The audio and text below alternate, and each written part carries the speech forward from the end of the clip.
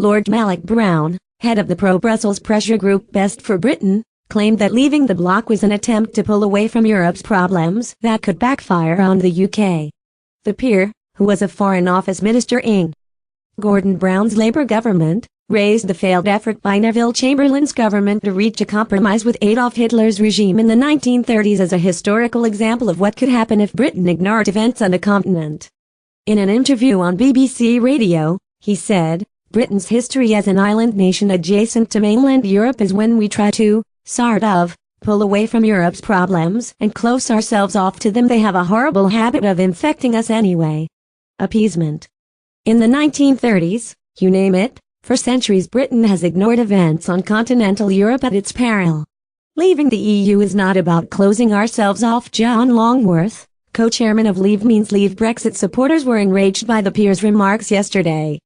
John Longworth, co-chairman of the Brexit backing pressure group Leave Means Leave, said, "This really is a cross comparison.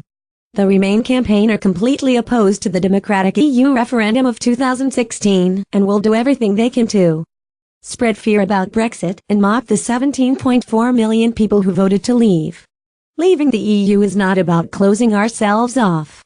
It is about taking back control and becoming a global, more outward-looking Britain. The only appeasement that is going on right now is that being conducted by our government in the face of Brussels bullies."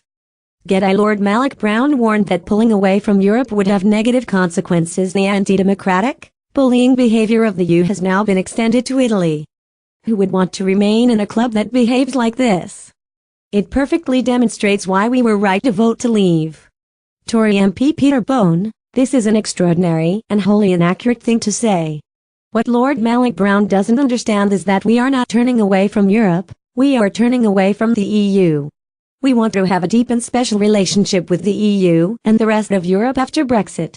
That would include continuing security and defense cooperation, which has long been based on NATO and not the EU." To bring up appeasement shows his desire to discredit the democratic vote of the British people to leave the EU. Best for Britain was set up last year to campaign to keep the UK open to EU membership.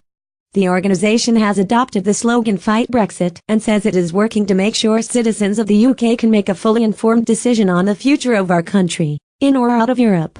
International financier George Soros, an outspoken critic of the decision to quit the EU, has donated £400,000 to the organization.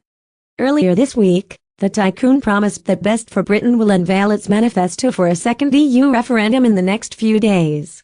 In a speech in Paris, 87-year-old Mr. Soros said, "Brexit is an immensely damaging process, harmful to both sides." George Soros said that plans for a new EU referendum would be unveiled in a matter of days. Admitted the EU was in an existential crisis after a string of problems. Mr. Soros, an American who was born in Hungary, has been nicknamed the man who broke the Bank of England after earning £1 billion in betting against sterling during the Black Wednesday financial meltdown in 1992.